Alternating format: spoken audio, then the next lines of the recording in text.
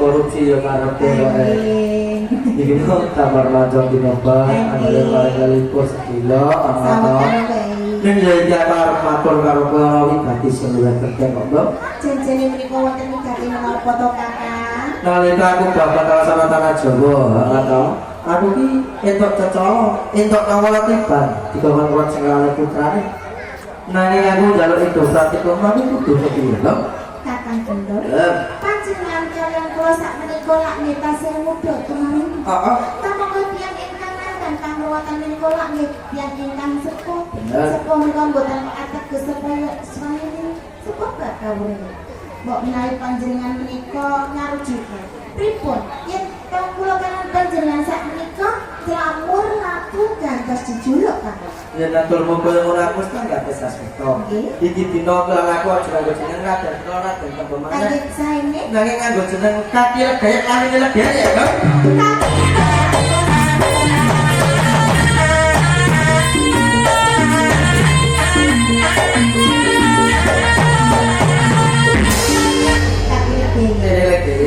kados mekaten jenengan kalian kula menika katon sepuh sakakene kok menawi wonten kadang gesang rawuh wonten napa panjenengan kalian kula laki mboten muji wani terus ora pakai wong mana yen ana wong dalem pitulungan bloro bulan kakek-kakek lagi kakek kados panjenengan kalian kula nah ini ya ini satu kali aku nggak perlaku apa ngambil kayak harus menjaga dari sanjaban semua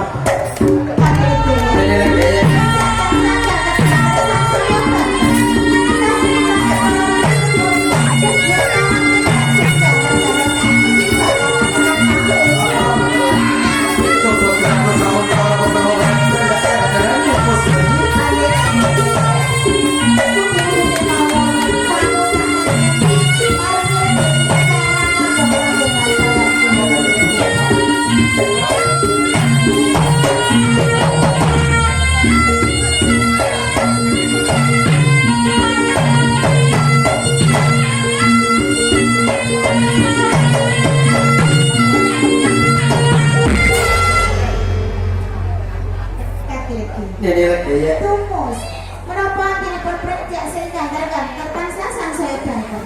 Dinten menika wonten tamu ingkang rawuh wonten rokok panjenengan kaliyan kula. Menapa panjenengan menika sampun pirsa piyantun menika sinten lan asmane sinten? Babar pisan aku durung tepang marang awangan kae. Coba datang nulis ini.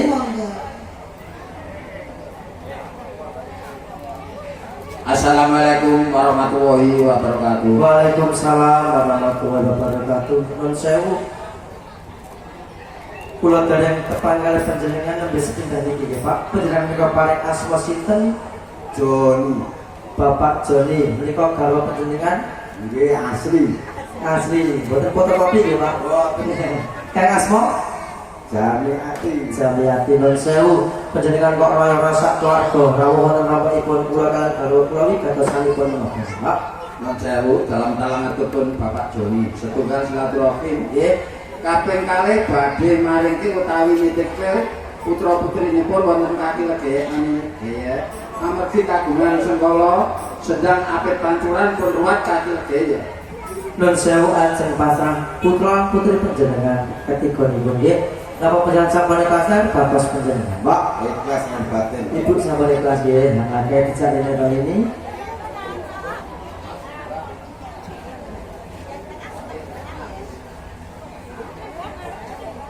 Nun sewu. Tasih boten wigatos lan napa sampun karampung. Pak, Nggih sakmenika sampun napa? Rampung. Nggih, kula nuwun pamit. kula menawi sampun ora kaki bola sing kondur sumangga. Assalamualaikum warahmatullahi wabarakatuh.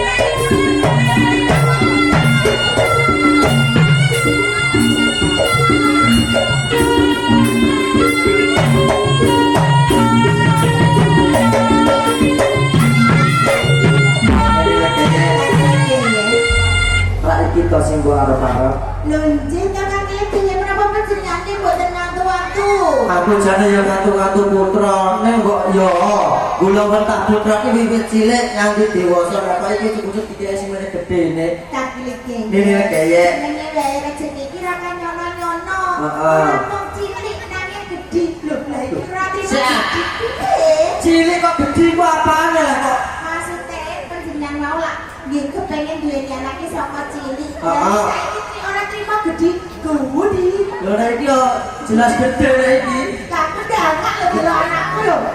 Lho iki menawa pakanane cakap listrik kok. Ini lek ya. Kaki piye? Ini aku yo sajak sumelang lho nek aku tak tinggal dhewe iki jane anakku kae Joko-Joko gede-gede ngene kok. Lah panjenengan kok ape lunga iki ndak jenengan badhe tindak pundi to? Sik to, sadurunge aku lunga, ana sekolah putramu kak jenengan lilik. Ateges bocah sing isih rega coba to aku kuwi jero sing perkumpulan kae. Wonten gedhong pusat. Cerita sing gede kae.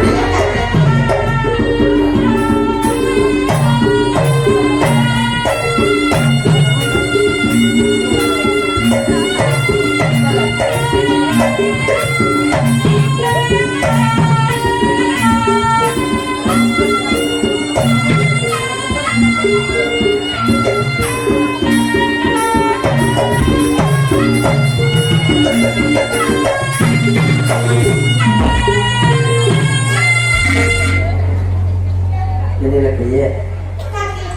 Janur kae bakal gak kalong kena janggane anakmu sakelune supaya kanggo keselamatannya rino lan sakwong ini.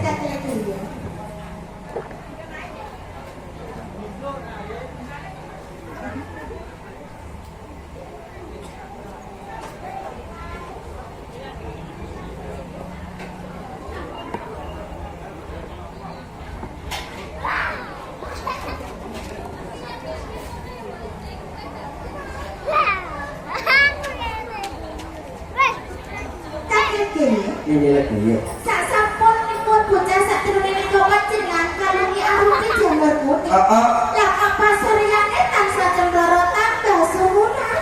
Sing lanang tambah bagus. Sing wadon tambah cantik tambah manis. Kabeh loro saka gendikan dasare janur kuning kae.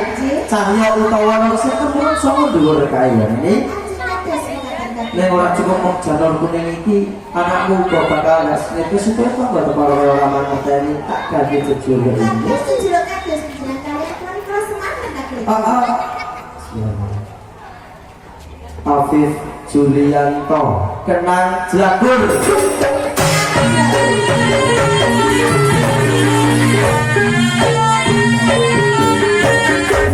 Kedua kita Zahra Fauzia perawat Jagur.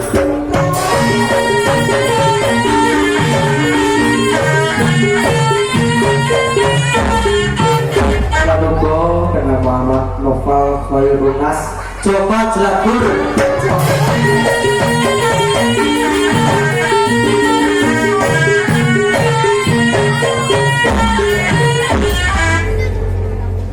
Nak wis pas tahun ini. Angin kaki ya, tenang Jagur, rawat Jagur, Joko Jagur. Ini lagi ya. Kaki ya. Yang iki dina aku bakal ditelono Kutaraja wis kawit sak dina rokok alane aku karo kowe. Yen ana dipangan yen ora ana padha poso. Ora poso iki anakmu kon poso, lah yo mesake to. Ini lagi ya. Panjenengan karepaken niku panjenengan badhe tidak lupa rezeki wonten Kutaraja. Pancen bener kaya ngono. Panjenengan pancen kapoloni keluarga. Heeh. Ingkang sedang kaki kebutuhan sandang pangan lan papan. Mboten iwak namung kula ananging putra menika ananging panjenengan lak mangertosi yen to kula menika dados ibu nembe kemawon. Dados kok menawi panjenengan tinggal. Kula nyuwun panjenengan kagem jaga keselamatane bocah sak terus menika kagem. Ini lagi ya. Kula kagem. Yen aturmu jaluk koncoroan. Bakal ndak wenehi koncoroan sejatine anak boleh cengar ning alam dunya ae ora kaijenan. Dhewe sedulur tua papa caca ini wujud bakal harus. Upama iki dina tak cipta dadi tekan kasar tak jalo aja wedi ya. Ini kula mboten bakal ajeng. Amarga menika kula suwun kagem panjenengan jaga keselamatane bocah sak terus. coba tak garis ini. Anjir, semoga ada. Dan supir Amarah Allah. Mutmainah.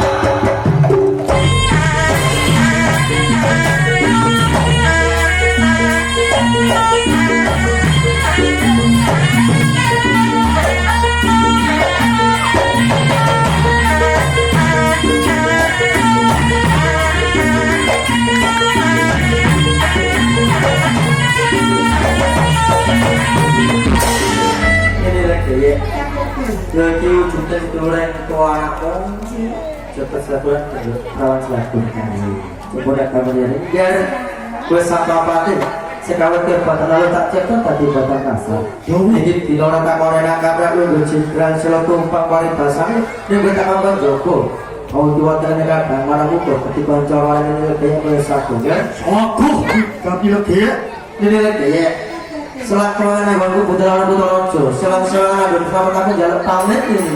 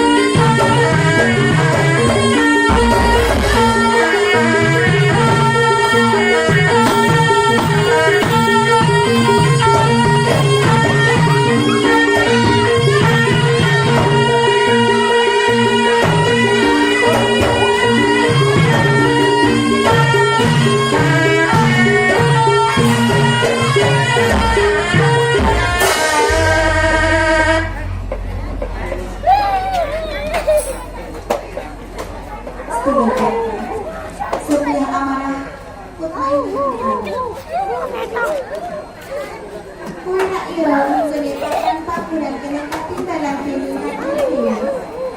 Kowe kudu diwali-wali iki. Ngomong putra kula putriku katrone. Lan jaga keselamatan. Banjur saiki sedulur manang kula ana papan ning ngene papan paburan. Banjur ana ning endi sedulur manang kuwi sedulur papan? Nggih, niki Geye. Saderenge kula matur. Kula nyuwun ngapunten ingkang kathah niki Geye.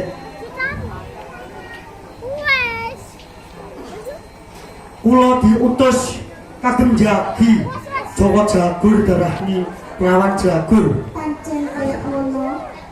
Tapi raga kula katon sayah niki Geye. Banjur kula liren. Lirene kula sakmenika wonten pedhut ingkang peteng sainggile griya.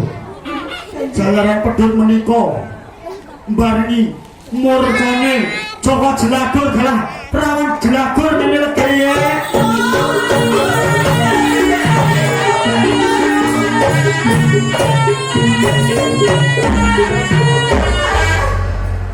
Apa sih kok aturno bener Mbok Maina? Kenapa lakon sing koyo ngene? Lakon sing gede iku di uripku. Aku lagi wis. Terus sajroning hatiku kok seneng arep pilaringan putra. Putra sing wis tak atuan-atuan sing tak tomo-tomo. Aku wis percaya marang kabeh sedulur papa. Sampeyan amarah Mbok Maina lan Allah. Aku percaya yen kowe bisa jaga keselamatan putraku lan wanangmu. Aturmu kuwi kowe sing sare sajroning hatiku. Kamu kabeh mangerteni yen to putra lan putriku kuwi putri. Aku kerana ini, tapi ini kecil. Aku memang terus janjimu sedulur apa? Inilah Geye, Mbok Maina, panjenengan boten usah pawang tangis kados patok. Mbok Maina gadhahi piandel. Aji kawijayan bondo pangrasa. Bakal ngumpat ora ing dipapan dene kadangmu arep. Bakal tak gobali niki. aturmu kaya ngono. Kenapa rikala putraku kadulure kuwi ilang? Kowe malah ora mangerti nek kita pandhenone Mbok Maina. Tanggung jawab kadangku arep katelu. Kowe nek kedah tanggung jawab iki. Aku aturmu kuwi bisa tak hukumi Mbok Maina. Aku ingin bahwa ini kaki kaya keluar budal pada rezeki korojo. Kue kabeh uga mangerti. Kue kabeh uga ngira apa sing ada teman kaki yen to ana beboyo iki papan bangunan kene. Aku kawan kue kabeh ora bisa munasi. Aku kudu diberi asmane kaki kaki kejup jawa kaki Mbok Maina. Tahu Tak kira. Kalau ini isi tiga pakai kaki lebih Maina. Polos dulur papa. Aku jaluk tulung sampai untuk bisa mana. Tulung ewang-ewang orang yang lebih yang ditunggu. Putraku saat telung episode ketemu. Mereka aku mengerti, aku percaya. Kita kaki-kaki sawiji sing bisa nemokake nang di papan bumi putra lan putriku. Kaki-kaki enggal kotor kaki-kaki. Ini aku sih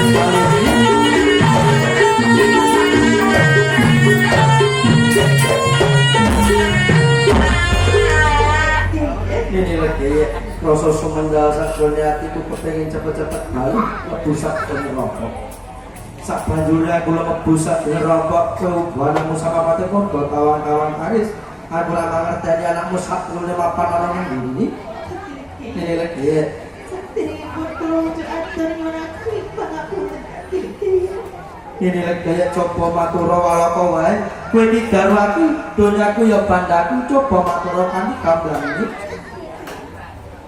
Panjenengan sampun masrahaken keselamatan putra sakti diberi kodaten kula kaliyan sedulur papa. Kananging kasenatan menika boten kados kula lan panjenengan kesakti Kakek kene. Aturmu gawe bingung sak donyaku tegese kepiye gaya.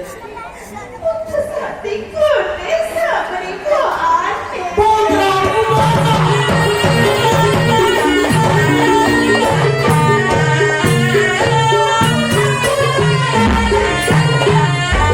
Ini lek gaya ora kedunungan putra bareng diwane putra ketimpang kledor anggon menjaga ini.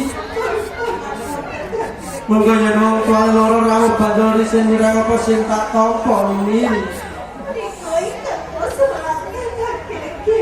Ini lek gaya yen to iki dina kelaraku tansah tutup pintu bakal rampung ini. Siramu iki dina tak atur munggah sadar pamujan manungga marang Gusti kang gelar jagat supaya bisa bali anak oleh pangkono iki. Bisa atur kula bakal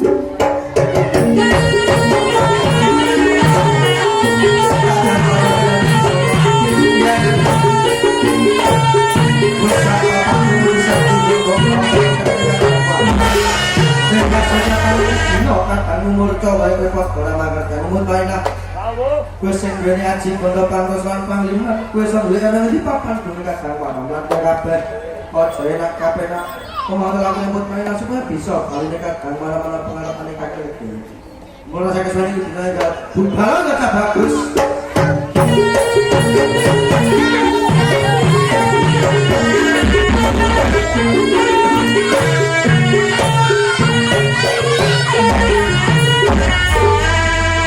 Wilat Allah biara sudiah amarah halaman kebut manis sekarang tak kongkon gula orang di papan gula kadang wang dan kasunyatan itu gula kue Bali orang gawa kadang malam-malam lihat tayaman kaya bisi kaya macam nomor lainnya kamu kongkon kan berarti sediamu ya Aki lagi Ewan kang gede definisi kang dharma kang sapunika kang mitro kadang ku anom coba diatur saklon lan kemauan kabul lagi Hati keluarga ketuliskan ini berokat kamu ano iya pada tahun pengompolnya sekarang cepat lalu tak cepat tadi pada kasar jadi tidak bakal ada cepat tadi pada lalu semalih kan kekuatannya juara kali kata kamu mulai saya kesan ini cuma tinggal budala ada capai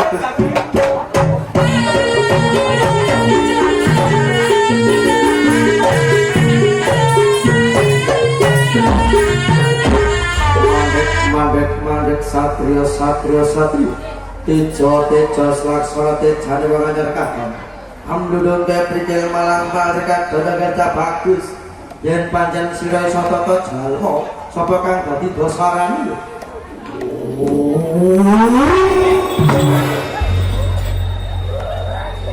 Wong gede barang tangguh marangku. Tanah kula Jawa iki ora ana loro. Ukara telu. Yang siji iki. Sing grok lara. Sing Bathara Kala Yaksanto. Raden Gedhong kami Joseph Habyaraku. Balik sapa dewe. Sapa ndi? Papan pangenan.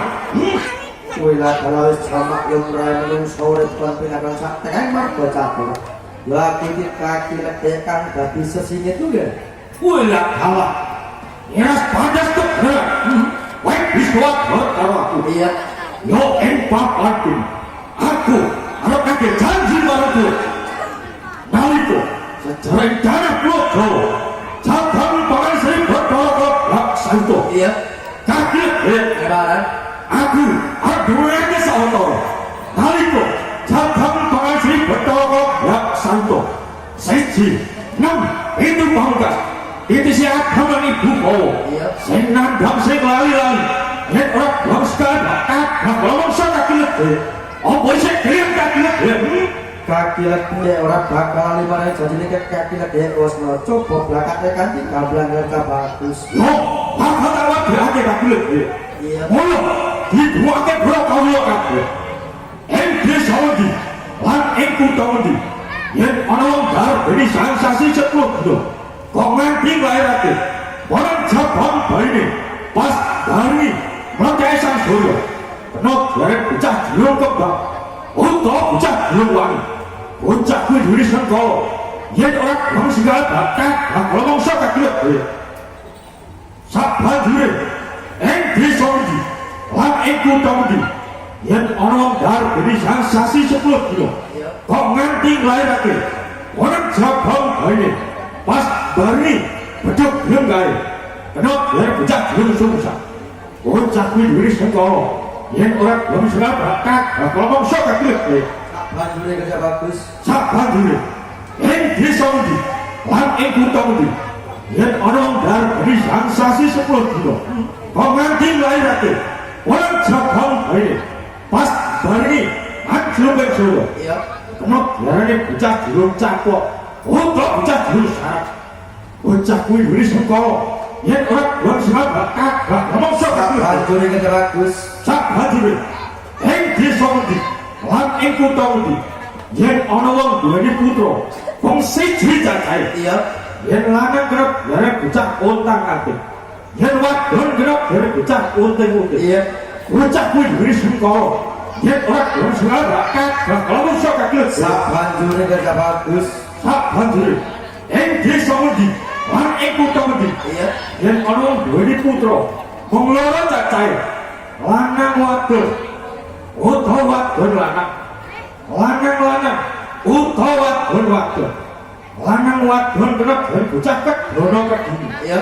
wadon lanang kena dari bocah kedini kedrono lanang kena dari bocah ugel lawak wadon kena dari bocah kembang sepasang kabeh bocah kuwi wis sengkala yen ora wong sahabat bakal mongso Banjure kerja bagus.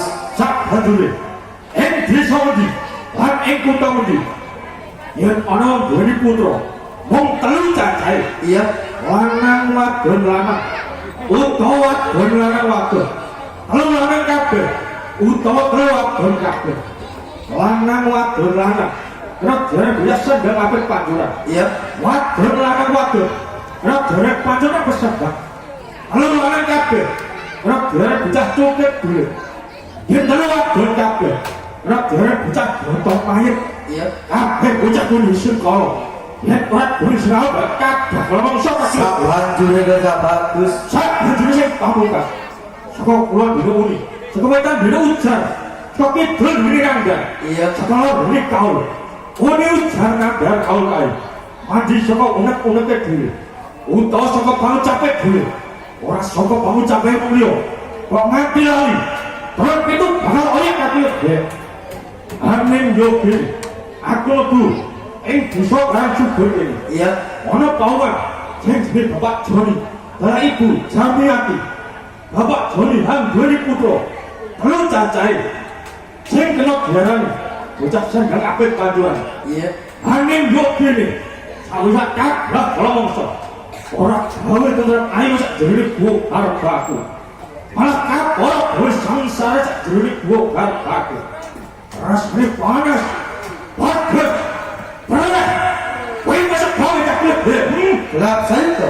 Yen betakon apa sebabnya sawise kena bakal mongso putra lan putrine bapak Jenderal Ibu Jamiati kae ora ndadekake ayam tentreme sak jroning gua arep. Mereka kelali marang janjine kake aline lege ewa semono. Kowe kena bakal mongso iki sing bapak kami duka sing nandang lali lan sing nandang sengkala tak ambali pisan meneh sing nandang lali lan sing nandang sengkala. Mula waktu jenenge bapak Joni sakam bangke wis elik nurat sing kalane putra malah kapora bocah kaya kalunya disangut sangut jalur kuning pratandake bocah kang wis suci ora duwe gatek cilik apa wae mula gelap salito ing wektu dina iki putraku entuk yo ndak jaluk ora entuk yo ndak jaluk upawa gelap salito kamu bakal ada sembadani gak bagus kaget ene para kendel wonten wani basar kepala nyata wani jaluk putramu suwe gede gua arep aku iya apa kaitamu upama iki dina saya padha karo pihak santo jaluk gono jaluk tetep bisa minangka ganjine putraku Apa sagung negari gak gede? Kaya enten sinangga abot anggon mengulungake putraku. Waton donya langsung bakal gak ujung kan dadi panjaluk. Kowe njaluk Mas Pijet Raja Brana busana sing kodar kaya waton aja kudu kang kawan rembulan kae mereka batis. Gak gede. Marah. Rumah bobokmu. Lan mripatmu. Iya. Aku ora jelema Pijet Raja Brana. Umurune lintang lawan rembulan. Kowe ora. Utawa busana sing patek program. Kowe ora. Rene aku njaluk gandine putramu. Raga Kakandhan Nyawa sing kepagian soko. Iya. Minangka gandine Raga Kakandhan Nyawa sing kepagian soko. Sing nganggo sarwa seta. Kang arep pitik putih telu cacahe. Wis sing kapisan Kang angka loro. sing angka loro. Beras telung butir sak bunggune. Sing katelu mori putih telung butir telung pengawe. Ora iso ora sore. Yen kapilet sagung wujudi panduan Srikot Raka Santo. Putramu bakal tak lukarake gak? Karep pesta kandhakake waton donya wujud bakal ndak wujud kan dadi panjaluk. Putraku kok wujudi asok tak ulungake asok kok wujudi sore bakal ndak wujudi sore gak bagus. Kagilet Enek marah. yen mangkono panjenengan. Iya. Ora usah disuwe. Saiki putramu suwe dene bok bapakku. Iya. Putra sak jangkap tangan hampare ratus.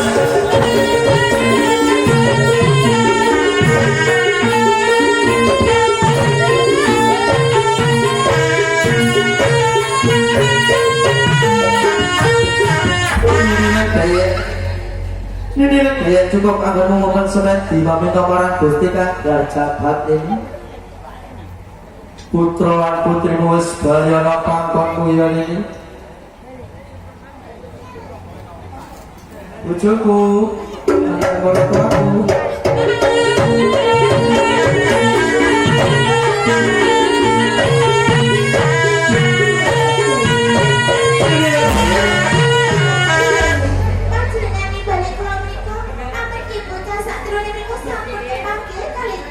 Pancen bener putra putrimu kae jebul ditadah kalau mau semarang gelap saita kae.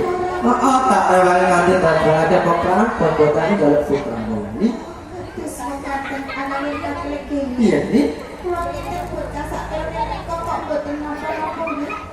Janjane pulau nggih ngalake matur suasana kalian Gusti ingkang akan jaga. Kudune kaya ngono. Nanging sakjroning ati kula tansah sumrang Katolik nggih. Sumelan ini. Ingin menapa? Sak sapunipun bocah sak terus menika kepanggih. Heeh. Kula kok malah keputan.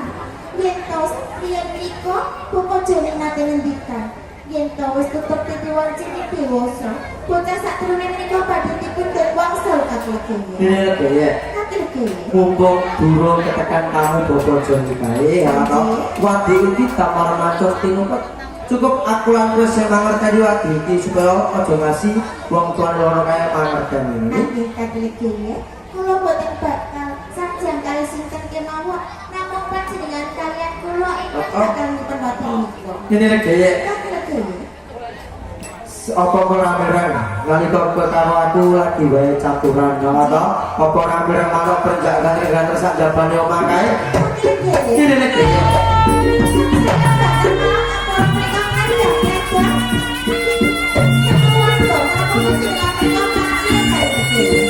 Aku ora pakai menika tetep Pak Joni karo bojo lagi ya.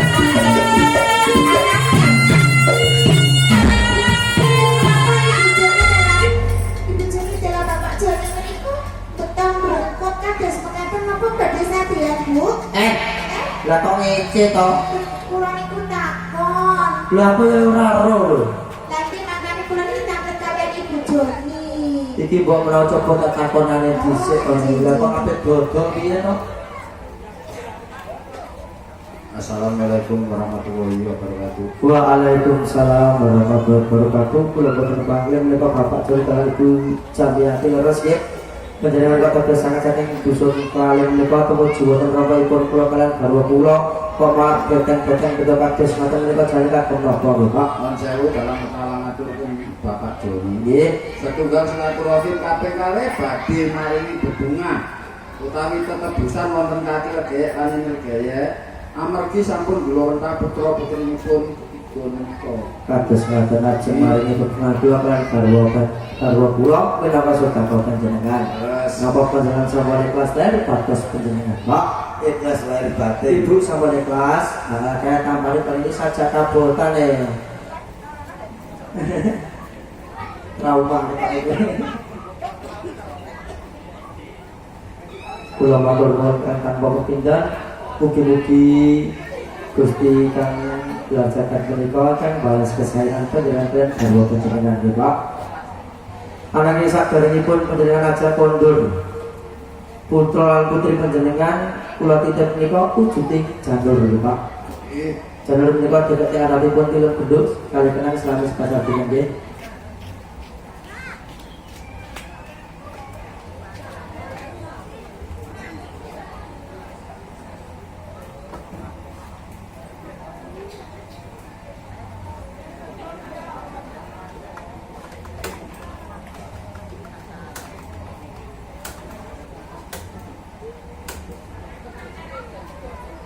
Janur menika tidak dengan tapi pun tilem gendut kali kenang selami sepada dinten.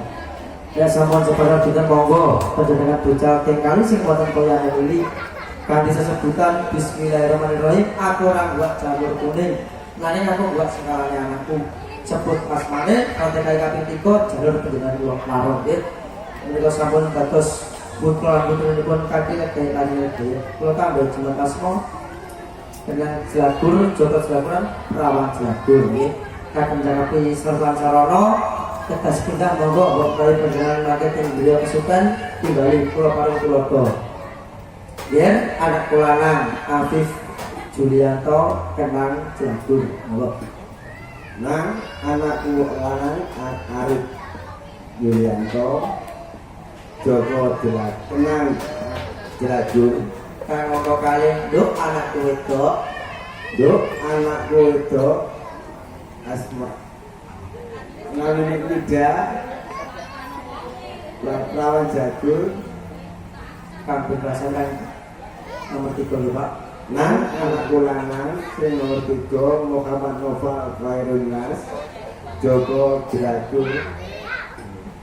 Kados ibu sami kados bapak wonge kagem jangkepi Sersan Sarana.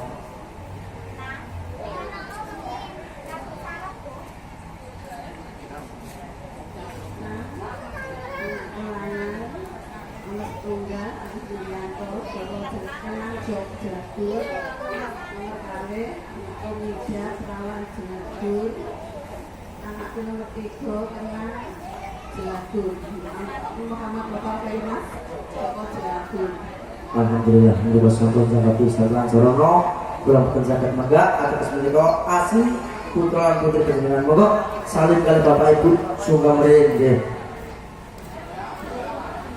Nggih. Nun sewu. Larene tengah nggih, larene tengah nggih. Nun sewu Pak, kali Ibu tasih wonten pakaran menapa sampun marangungan. Oh, sampun rampung. Nyuwun pamit. Nggih, Mbok menawi ajeng kundur sumangga. Assalamualaikum warahmatullahi wabarakatuh.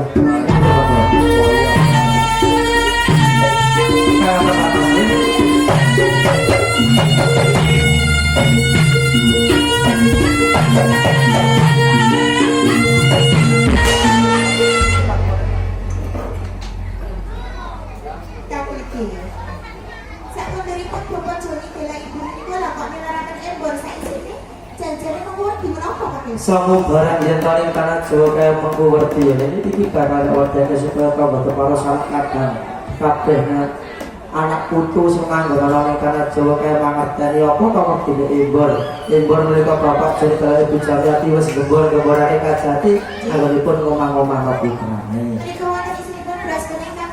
beras kuning bapak jenis wargane wis keneng-kenengan sok kapan aku iso ngomong-ngomong anakku iso ngelak sengkelan anakku kasunyatan iki dina wis pelaksanaan ini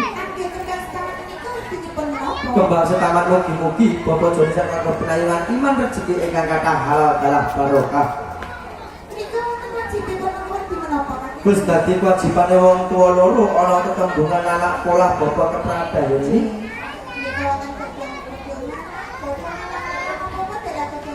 kodang halangan kodang apa-apa mugi-mugi kajatipun Bapak Joni sak keluarga awal ngantos akhir boten alangan pun beda punapa-punapa kodang luweh mugi-mugi kaluwehaken kajembaraken rejeki ingkang kathah kados kaya kang milih bae. Amin. Ingkang kekasan menika wonten kupat luaripun. Kupat luar Bapak Joni sak keluarga sineng-sineng para wali para nabi kaki danyang nini danyang kedanyangan bersama ing tanah Jawa kaki danyang nini danyang kedanyangan bersama ing dusun kalian ugi sineng-sineng dur papat subiah amarah kalamangan mutmainah kakak kawah adiari-ari kajatipun Bapak Joni sak keluarga menika sampun luar kesana Allahu Akbar.